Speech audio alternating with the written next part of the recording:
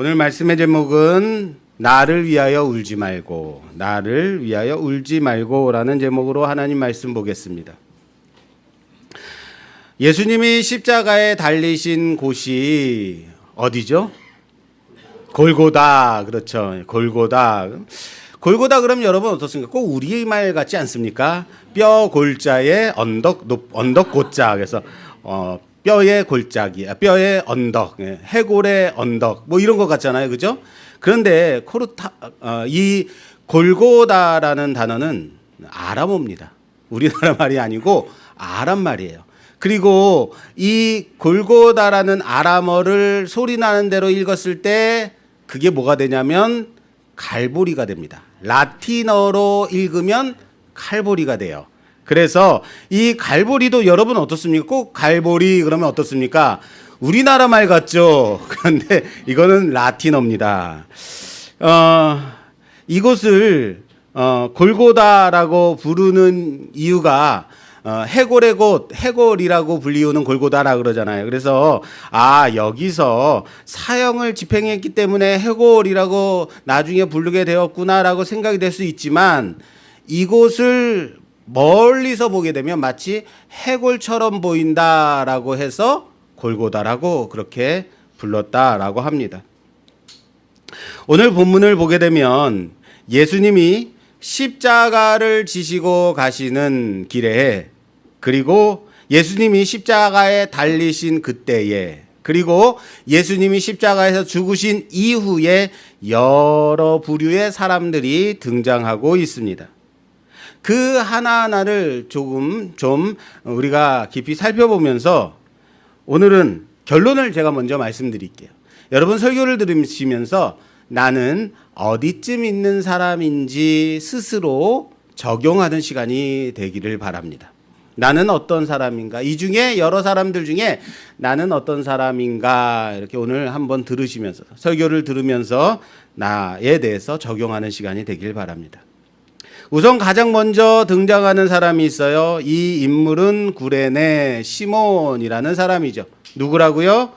구레네 시몬. 구레네는 지역 이름이죠. 지명이죠. 로마 군인들은 십자가를 지고 가시는 예수님의 상태가 더 이상 혼자 이 십자가를 지고 갈 수 없을 정도로 탈진한 것을 알게 되자 한 사람을 강제로 끌어다가 예수의 십자가를 대신 지고 예수를 쫓게 합니다. 아내가 요즘 어디에 빠졌냐면 어싱에 빠져 있습니다. 어싱이 뭐냐면 얼싱 해서 지구를 밟는다라고 해서 맨발로 흙을 밟는 거예요. 그러니까 산이나 아니면 황토 아니면 지난번에 우리 바닷가에 갔을 때 이렇게 맨발로 이렇게 걷잖아요. 그러면 우리 몸은 그 전기가 흘러서 그 우리 몸에 있는 그 전기가 통해서 우리 몸에서 전기가 싹 빠져나간다. 뭐 이런 얘기인 것 같아요. 뭐 정확하게 모르겠습니다만은 건강이 좋다는 거예요. 매우 좋답니다. 뭐 이래서 암도 낳고 뭐 고혈압도 좋아지고 피부병도 좋아지고 만병통치래요. 예. 아침부터 새벽부터 눈 뜨자마자 강아지 산책시키고는 바로 나가서 맨발로 걸어 다니는 거예요. 저희 동네에 보면 맨발로 걷게끔 잘 돼 있는 길들이 여러 군데 있습니다. 그 길을 걷다가 옵니다. 이게 건강에 매우 좋다고 해서 요즘 아주 많은 곳에서 열풍이죠. 지자체마다 이런 어싱할 수 있는 그런 길들을 많이 닫고 그렇습니다. 그런데 혼자 걸으면 얼마나 좋아요. 혼자 걸으면 그냥 혼자 걸으면 되는 거예요. 건강에 좋으니까 열심히 걸어. 주중에는 그렇게 있는데 토요일이면 저를 끌고 나간다는 게 문제입니다. 그러면 어때요? 저는 어떻게 하겠어요? 그렇죠. 개 끌려가듯이 끌려가는 거예요. 어싱하는 곳에 가면요. 맨날 거기를 차지하고 걷는 무리들이 있어요. 그런 사람들이 있어요. 언제나. 그래서 가면 막 반갑게 뭐 인사들을 하고 그러는 것 같아요. 그 사람들이요. 저를 딱 보자마자 억지로 끌려 나왔구만 하는 거예요. 딱 티가 난다는 거죠. 왔구만 그러면서 하는 말이, 그래도 끌고 나온다고 해서 끌려오는 게 어디야. 내 남편은 죽어도 안 끌려 나와라고 말하는 거예요. 저는요, 죽기 싫어서 끌려가는 거예요. 죽어도 안 끌려 나온다고요? 저는 죽는 게 싫습니다. 그래서 끌려가는 겁니다. 억지로 끌려가면서 저는 생각했어요. 내가 오늘 이 설교 말씀을 준비하면서 내가 오늘 구레네 시몬인가라는 생각을 한 거죠. 구레네 시몬은 자신이 스스로 십자가를 진 거는 아니에요. 억지로 끌려갔지만 그가 예수의 십자가를 쫓았더라라고 말씀하고 있죠. 그것이 얼마나 큰 복인지 아십니까? 여러분들 오늘 예배에 나오면서 어떤 마음으로 나오셨어요? 자원하는 마음, 기쁜 마음, 주일이다 신난다라는 마음으로도 나오신 분들도 있겠지만, 어쩌면 이거 또 주일이냐, 왜 이렇게 주일이 빨라라고 나오신 분들도 있을 거예요. 그러나 이 가운데 예수의 십자가를 쫓는 역사가 일어나기를 주님의 이름으로 축원합니다가 안 나왔네요.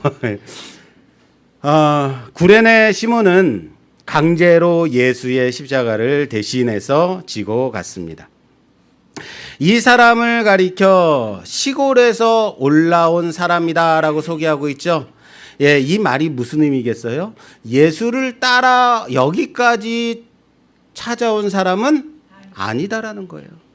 그러나 그의 이름이 구레네 시몬이라고 정확하게 나와 있죠. 이 말이 무슨 말인지 아십니까?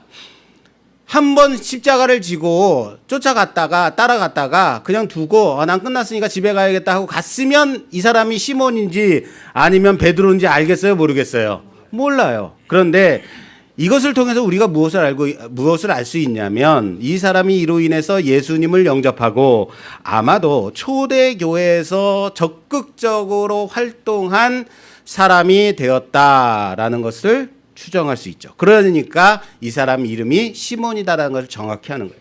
그래서 후에 이 누가복음이 쓰여졌을 때에 그의 이름을 가리켜 구레네 시몬이다라고 적을 수 있었던 거죠.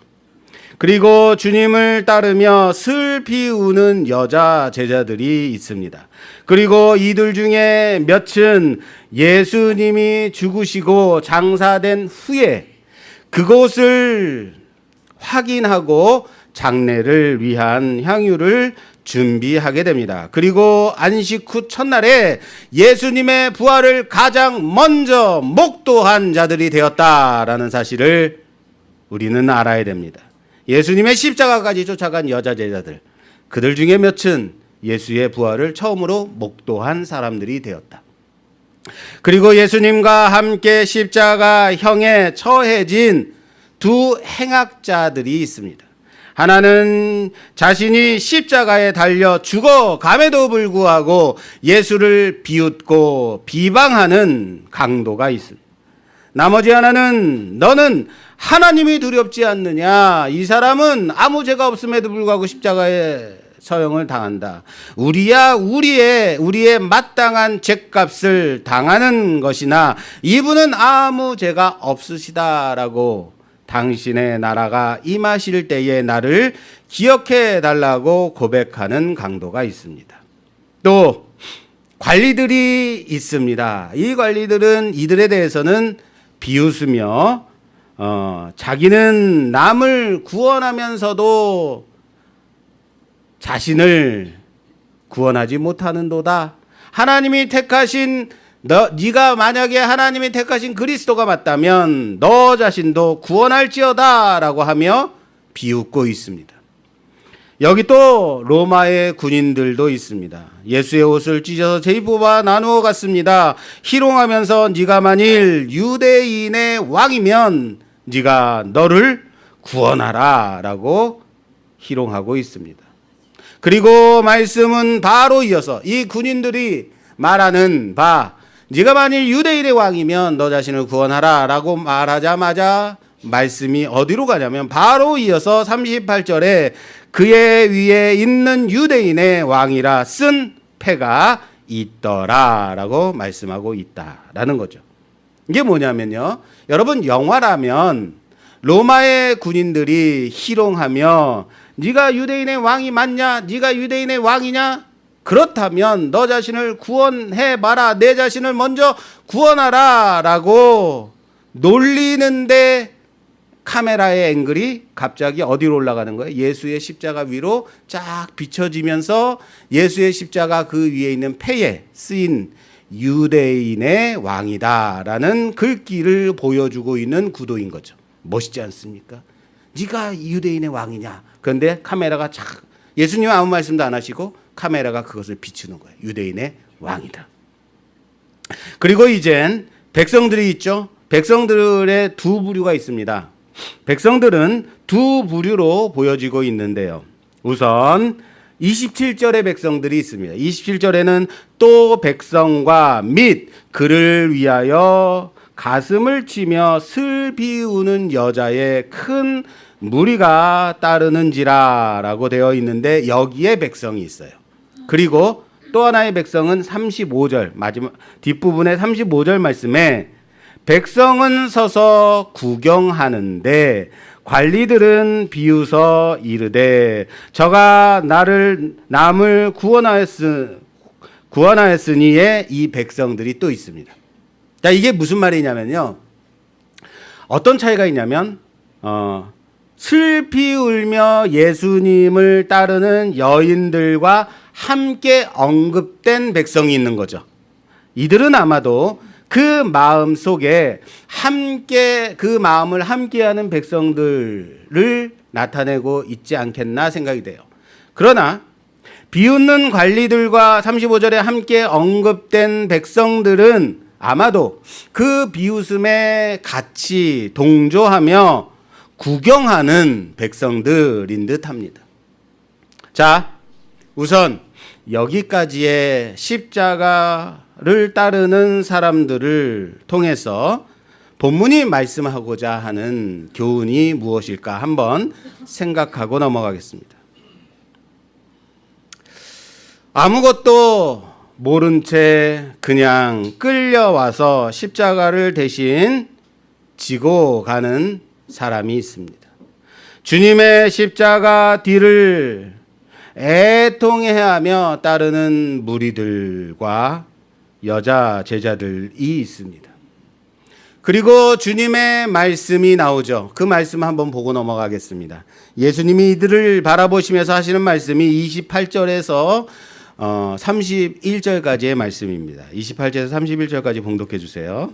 예수께서 돌이켜 그들을 향하여 이르시되 예루살렘의 딸들아 나를 위하여 울지 말고 너희와 너희 자녀를 위하여 울라. 보라, 날이 이르면 사람이 말하기를 잉태하지 못하는 이와 해산하지 못한 배와 먹이지 못한 젖이 복이 있다 하리라. 그때에 사람이 산들을 대하여 우리 위에 무너지라 하며 작은 산들을 대하여 우리를 덮으라 하리라. 푸른 나무에도 이같이 하거든 마른 나무에는 어떻게 되리요 하시니라. 아멘. 아멘. 자, 예수님이 십자가를 지고 가시는데 넘어지고 도저히 혼자서는 그 십자가를 지고 갈 수 없을 정도가 되는 것을 로마 군인들이 본 거예요. 그러자 구레네 시몬을 억지로 잡아 대신 지고 가도록 합니다. 그런데 주님을 따르는 여인들이 우는 것을 예수님이 보시며 주님은 예루살렘의 딸들아 나를 위하여 울지 말고 너희와 너의 자녀를 위하여 울라라고 말씀하시고 있단 말이에요. 그리고 여러분 이 말씀이 한마디 예루살렘의 딸들아 고맙다 이런 게 아니에요.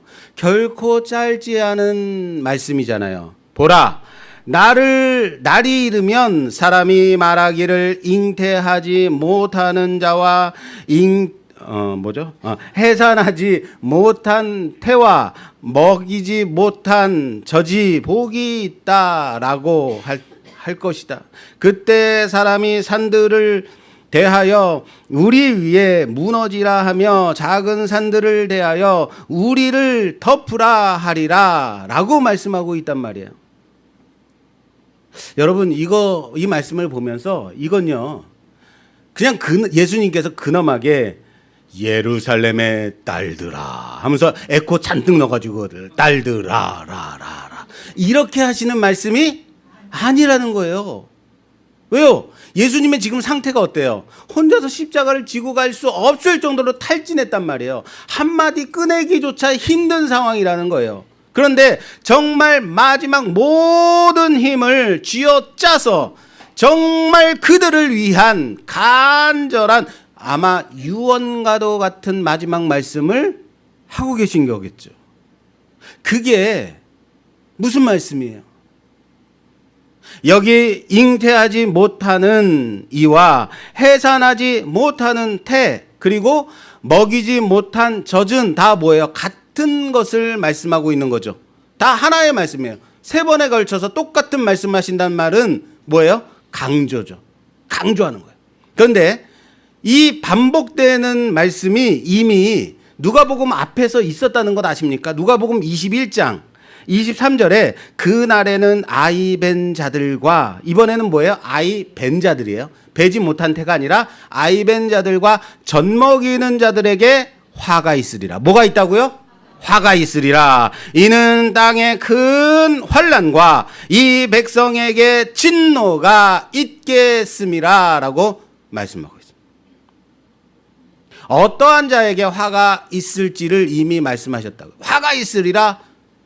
아이벤테와 젖 먹이는 젖. 임신한 자, 젖 먹이는 자가 그날에는 화가 있는 자가 될 것이다 라고 바로 심판의 날에 대해서 말씀하실 때 말씀하셨어요.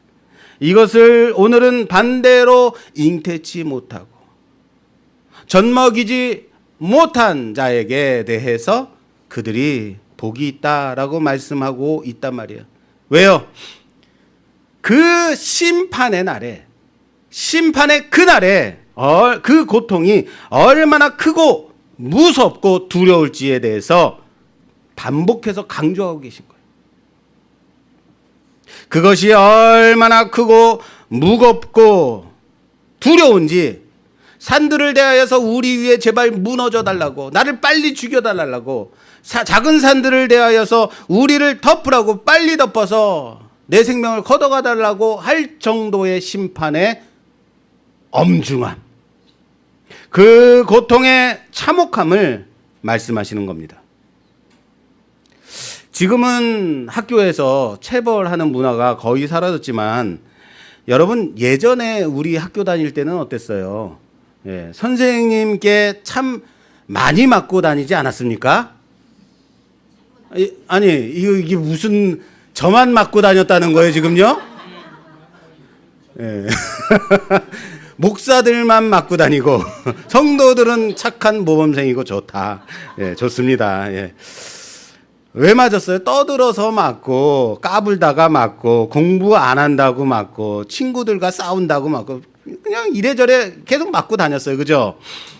그런데 또 이런 거 하잖아요. 숙제를 선생님 잔뜩 내주고는 그 숙제 안 한 놈들 나와! 해가지고, 그때부터 우리는 어디에 빠지게 되냐면, 벌벌 두려움에 떠는 거죠. 나와! 하고 줄 쫙 세우면 애들이 한 10명 줄 서잖아요. 가끔은 꽤 많은 대부분의 학생들이 나와서 처벌을 받을 때도 있었습니다. 그런데 그때 여유 있는 애들이 있어요. 누구겠어요? 그렇죠. 숙제해온 놈들은, 숙제해온 학생들은 참 제가 상처가 있어서 그렇습니다. 예. 예. 여유가 있더라고요. 예. 우리가 매 맞는 거를 여유 있게 딱 보고 있어요. 예. 얼마나 얄미워요. 그런데 얄밉기는 하지만 숙제 안 한 게 죄지 숙제 해온 게 잘못은 아니더라라는 거예요. 바로 그거 말씀하시는 겁니다. 뭐예요? 그날에 두렵고 무서운 그 심판을 맞이할 때 왜 두려워하겠어요? 왜 무서워할까요? 왜 그렇겠어요? 예. 숙제를 안 했기 때문이에요. 선생님이 하라고 한 것 안 해서 무섭고 두려운 겁니다. 그런데 숙제해 왔으면 어때요? 두려울까요? 안 두려울까요? 두렵지 않아요. 다른 말로 할까요? 이것은 죄의 문제를 말씀하시는 겁니다. 심판의 날, 그럼 여러분들 두렵습니까? 두렵지 않습니까? 그럼에도 불구하고 우리 마음에 뭐가 있어요? 두려움이 있어요. 요한계시록을 예전엔 보지 말라 그랬어요. 근데 저는 요한계시록 봐야 된다고 봅니다. 요한계시록 보면 어떻습니까? 무시무시한 얘기들이 막 나와 있죠. 근데 그 말씀 보면서 두렵습니까? 떨리고 막 무섭죠. 그날이 얼마나 무서울까라고 생각하신다면 여러분 말씀을 잘못 보시는 거예요. 요한계시록에 주시는 말씀은 뭐냐면 심판의 날에 심판을 당할 자들의 두려움인 거예요. 근데 거기에 구원받은 백성은 어떻겠어요? 와, 그날에 이런 일이 벌어지네? 내가 구원받았으니 얼마나 감사해? 로 가야 되는 거예요. 할렐루야. 계시록 보세요, 가서.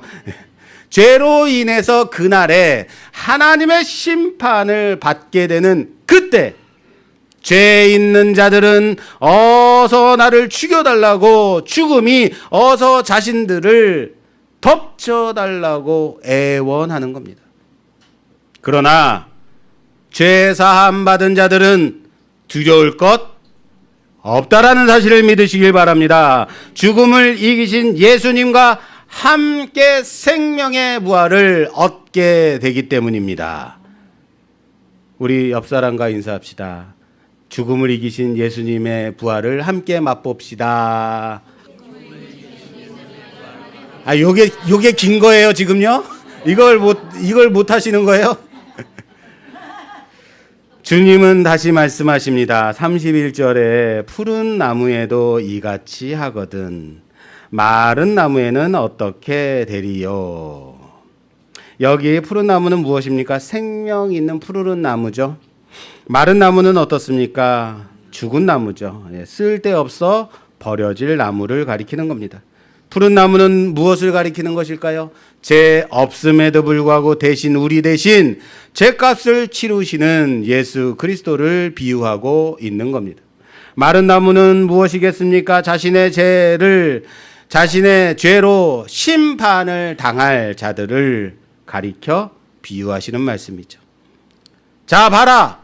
너희의 죄를 대신 지고 가는 나에게까지 이렇게까지 하는 것을 너희들이 보느냐? 그렇다면 그 죄의 문제를 해결치 못하는 너희와 너의 자녀들은 어떻게 되겠느냐? 라고 말씀하시는 겁니다. 이해되세요? 왜 너희와 너의 자녀들을 위하여, 자손들을 위하여 울라라고 말씀하시는지 아시겠습니까? 이것 너희가 지금 울어야 할 것이 예수님이 십자가에 죽으시기 때문에, 예수님이 십자가에 달리셨기 때문에, 예수님이 죽으시기 때문에 슬피 우는 게 아니란 말이에요. 여러분, 제가 고난주간 때마다 이 본문을 가지고 말씀드릴 때 제가 뭐라고 말씀하냐면, 희한하게도 복음서에 보면 예수님이 십자가에서 얼마나 고통을 당하셨는가에 대해서 나와 있지 않아요. 그냥 십자가에 못 박히시니라. 그 예수님의 울부짖음 다 이루었다. 너무 무미하게 그냥 언급되고 있어요. 예수님이 괴로워서 고통스러워하고 피와 눈물을 다 쏟으시고 다 찢으시고 뭐 이런 게 나와 있지 않단 말이에요. 왜요? 너희의 울어야 할 그 지금 대상이 나 예수가 아니라 너희 자신이란 말이다.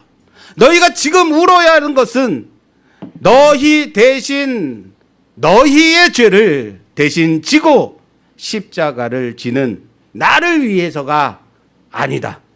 이것은 죄의 문제다.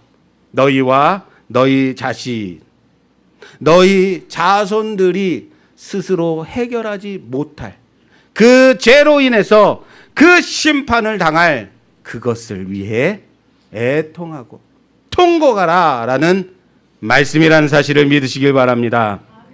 너희와 너희 자손들의 죄의 문제, 이것은 다른 게 아니에요. 죄의 문제를 말씀하시는 거예요. 여러분, 이렇게 보니 예수님의 이 말씀 앞에는 예수님의 십자가를 따라가는 무리들이 나와 있습니다. 십자가를 대신 진 구레네 시몬, 여인들과 그들과 함께하는 무리들, 그리고 예수님이 이 말씀하신 이후에 그 다음에 어떤 사람들이 나오는지 아시겠습니까? 조롱하는 강도가 나옵니다. 비방하는 관리들이 나옵니다. 희롱하는 로마 군인들이 나옵니다. 주님의 죄의 문제에 대한 말씀을 중간에 두고 가운데 두고 주님과 함께하는 자들, 함께하지 않는 자들이 나뉘어져서 보여지고 있다라는 거예요. 이것이 앞전에서 말씀드렸지만 영화라면 기가 막힌 각도로 지금 영화를 찍고 있는 거예요. 대단한 거예요. 사람이 얼마나 악독한지 아십니까? 이 십자가 처형이 얼마나 잔인한지 온 몸에서 물과 피가 다 쏟아지고 빠질 때까지, 그때까지 사람은 살아있어요. 그 뜨거운 태양볕 아래에서 십자가에 맨몸으로 벌거벗겨져서 달려 있어야 한다고요. 언제까지요? 죽을 때까지. 그리고 밤이 되면 죽지 않아요. 급격히 떨어지는 기온으로 인해서 정말 죽음과 같은 그 추위를 맨몸으로 다 당하는 거예요. 이렇게 짧게는 3, 4일을, 길게는 일주일까지도 매달려 있다가 죽게 된다라고 합니다. 그런데 예수님과 함께 십자가에 못 박힌 두 행악자들 중에 하나가 그 순간까지도 예수님을 비방하고 네가 그리스도라면 너와 우리를 먼저 구원하라 라고 놀리고 있더라, 비방하고 있더라. 지금 구원받아야 할 자가 바로 누구예요? 자신이잖아요. 자기는 지금 죽어가고 있잖아요. 그럼에도 불구하고 예수님을 비방합니다. 그런데 한 가지를 추가해서 비방해요. 밑에 관리들과 로마 군인들은 너를 구원하라 하지만 이 강도는 너와 우리를 이라고 말해요. 그럼에도 불구하고 살고 싶은 거죠. 너와 우리를 함께 묶어서 말하고 있습니다. 말씀에는 누가 좌편에 누가 우편에 십자가에 매달렸는지는 나와 있지 않습니다. 십자가는 흉악범이 하나는 비방을, 하나는 은혜를 구하고 있죠.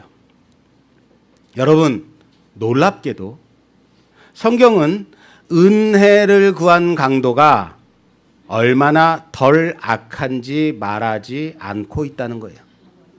예, 그 강도가 반대편 강도보다 착한 강도였다라고 말하고 있지 않아요.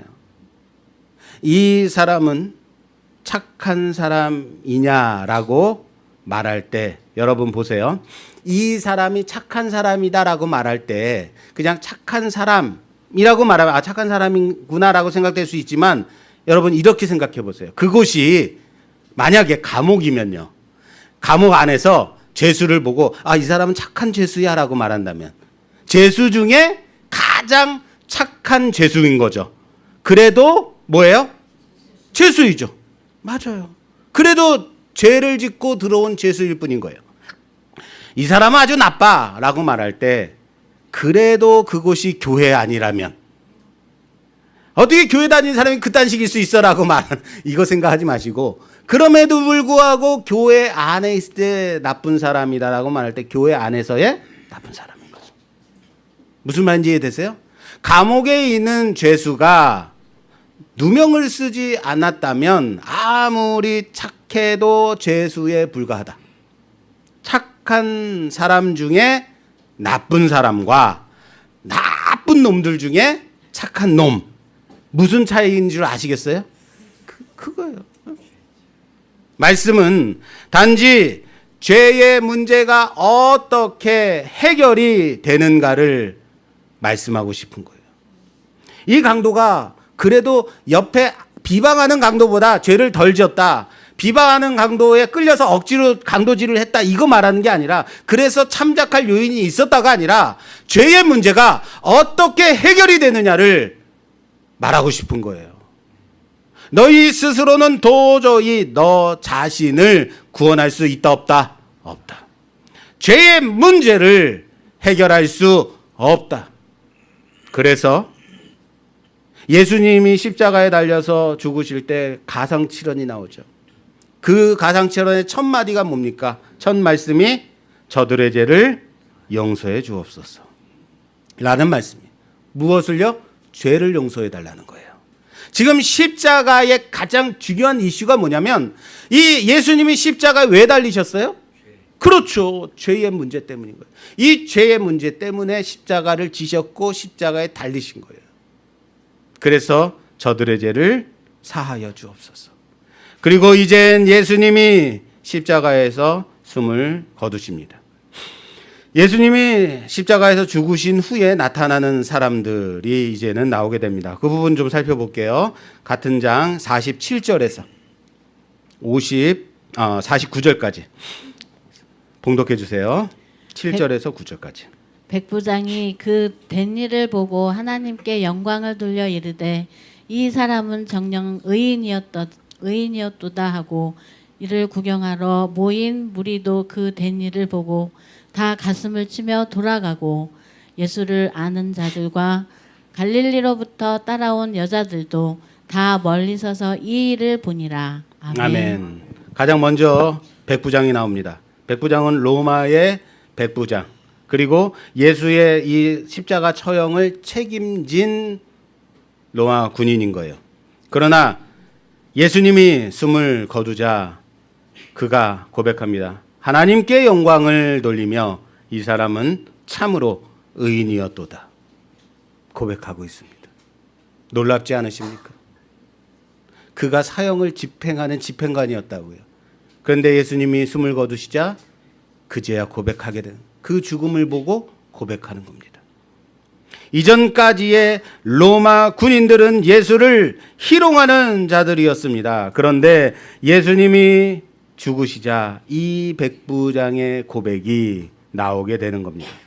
그리고 구경하러 모인 무리들이라고 되어 있는데 아마도 관리들과 함께 거론됐던 백성들의 무리로 보여집니다.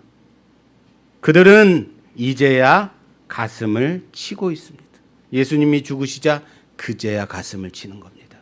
그리고 예수를 아는 자들과 갈릴리로부터 따라온 여자 제자들은 끝까지 예수님의 최후를 보고 있습니다. 그리고 지금까지 이름이 나오지 않았던, 정체를 드러내지 않았던 숨은 예수님의 제자들이 나오기 시작합니다. 그가 아리마대 요셉입니다. 이 아리마대 요셉은 공회의원, 지금으로 말하자면 국회의원입니다. 공회의원인 사람입니다. 그는 자신의 정체를 숨기지 않고 빌라도에게 찾아가서 예수의 시신을 내려달라고 당당히 요구합니다. 빌라도는 예수님께서 죽었음을 확인하고 그 시체를 내려 아리마대 요셉에게 내어줍니다.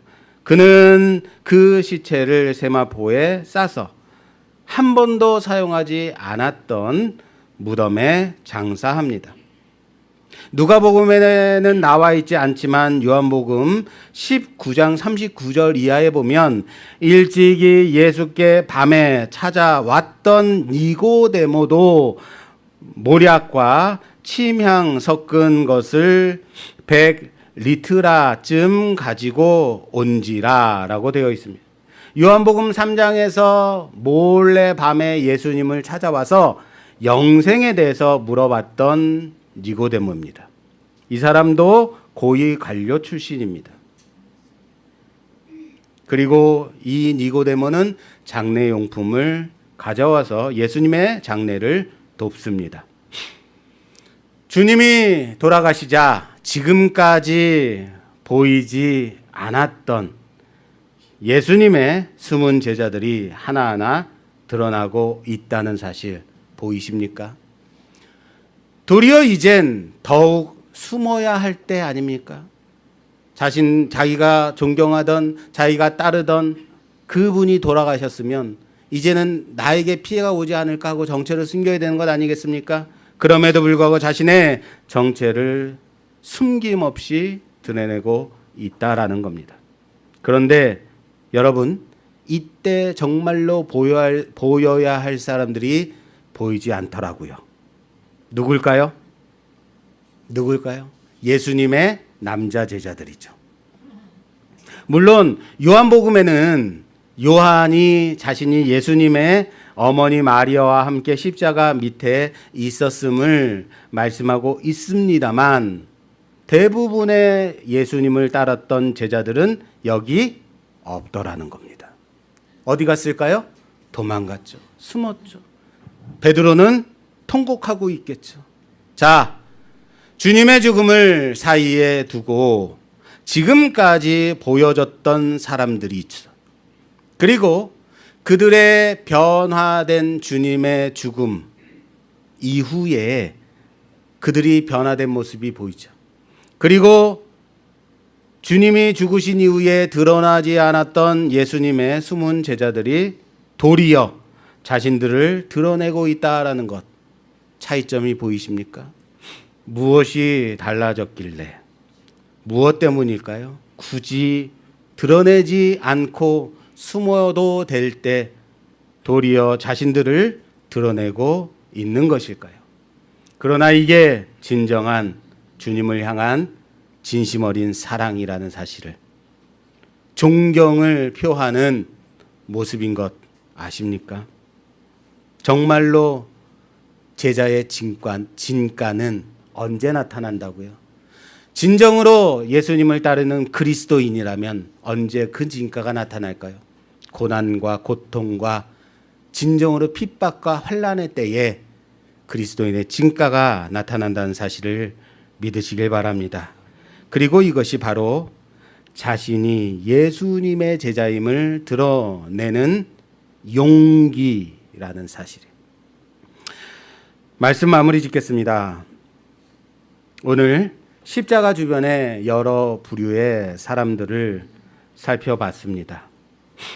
십자가를 둘러싸고 있는 무리들이 있습니다. 십자가는 바로 죄로 인한 사형을 집행하는 사형틀입니다. 죄의 문제를 다루는 겁니다. 그리고 그 죽음을 중심에 두고 또한 여러 사람들이 보여지고 있다.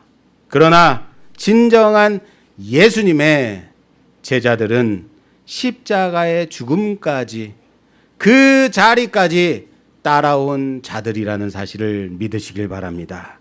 주님이 죽으셨음에도 불구하고 그 자리 지키고 그 장래 치르며 자신을 드러내는 제자들, 진정한 예수님의 제자인 겁니다.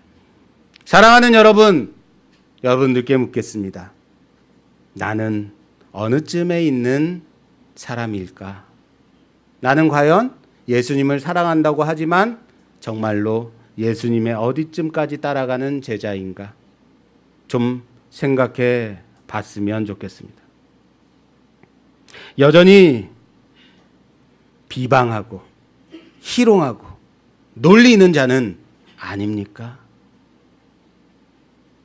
예배에 진정으로 진심 어린 마음으로 나와서 내 마음을 드러내고 하나님 앞에 참회하며 그렇게 최선의 예배를 여러분들은 드리는 자들입니까? 주님의 제자 임내하며 큰 소리는 쳤으나 정말 있어야 할 자리에서 찾아볼 수 없는 그런 제자는 아닙니까? 나의 죄로 인한 예수님의 죽음을 앞두고도 여전히 악에 바쳐 남을 비방하는 그런 강도와 같은 자는 아닙니까? 나의 선함과 의로움이 아닌 단지 그 은혜를 구함으로써 주님 붙잡는 강도는, 은혜를 구하는 강도와 같은 자는 아닌가? 내가 진정 슬퍼해야 되는 것은, 내가 진정으로 울어야 될 것은 예수님의 아픔과 고통, 그리고 죽으심이 아닙니다. 그것이 내 죄로 인함임을 과연 나는 깨닫는 자인가? 주님의 십자가 앞에서, 그 죽음 앞에서 옛적 죄악된 그 행실을 버리고 돌이켜 주님을 고백할 줄 아는 자 되기를 바랍니다. 그 십자가 앞에서 나를 비춰보는 시간이 되기를 주님의 이름으로 부탁합니다. 그 십자가는 바로 그 누구도 아닌 내 죄 대신 대속하시는 그 십자가임을 고백하며 십자가의 그 자리까지 끝까지 따라가는 여인들처럼 주님의 장례를 준비하고 치르는 자들처럼 내가 있어야 할 그 자리에 끝까지 따라가는 진정한 예수님의 제자로 살아가는, 드러나는 우리 모두가 되기를 주님의 이름으로 축원합니다. 축원합니다.